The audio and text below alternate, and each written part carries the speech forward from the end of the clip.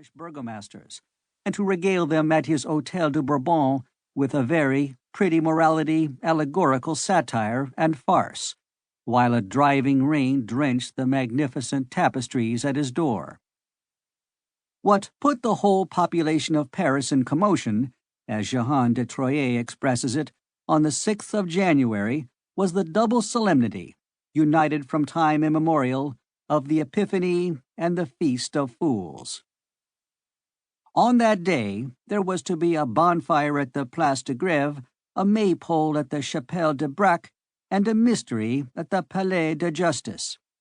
It had been cried, to the sound of the trumpet, the preceding evening at all the crossroads by the provost's men, clad in handsome, short, sleeveless coats of violet camelet, with large white crosses upon their breasts. So the crowd of citizens, male and female, having closed their houses and shops, thronged from every direction at early morn towards some one of the 3 spots designated. Each had made his choice, one the bonfire, another the maypole, another the mystery play. It must be stated, in honor of the good sense of the loungers of Paris, that the greater part of this crowd directed their steps towards the bonfire, which was quite in season, or towards the mystery play, which was to be presented in the grand hall of the Palais de Justice, the courts of law, which was well roofed and walled, and that the curious left the poor, scantily flowered maypole to shiver all alone beneath the sky of January in the cemetery of the chapel of Braque.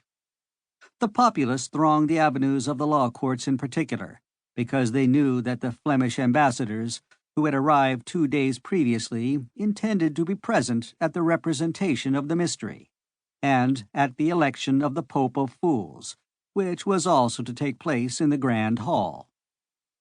It was no easy matter on that day to force one's way into that Grand Hall, although it was then reputed to be the largest covered enclosure in the world. It is true that Sauval had not yet measured the Grand Hall of the Chateau of Montargis.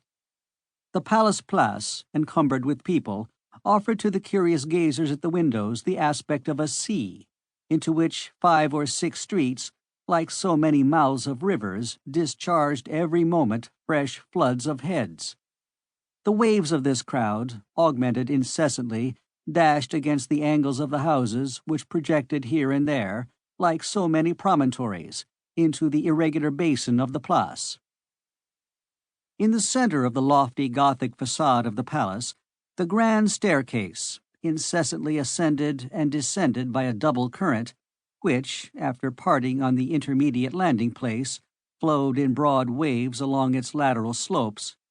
The grand staircase, I say, trickled incessantly into the place, like a cascade into a lake. The cries, the laughter, the trampling of those thousands of feet produced a great noise and a great clamor. From time to time, this noise and clamor redoubled. The current which drove the crowd towards the grand staircase flowed backwards, became troubled, formed whirlpools. This was produced by the buffet of an archer, or the horse of one of the provost's sergeants, which kicked to restore order. An admirable tradition which the provostship has bequeathed to the constabulary to the maréchaussée, the maréchaussée to our gendarmerie of Paris. Thousands of good, calm bourgeois faces thronged the windows, the doors, the dormer windows, the roofs, gazing at the palace, gazing at the populace, and asking nothing more. For many Parisians content themselves with the spectacle of the spectators, and a wall behind which something is going on becomes at once, for us, a very curious thing indeed.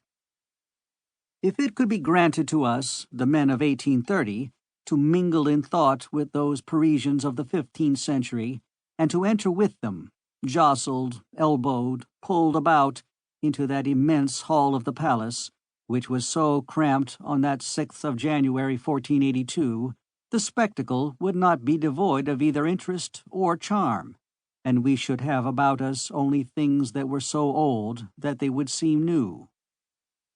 With the reader's consent, we will endeavor to retrace in thought the impression which he would have experienced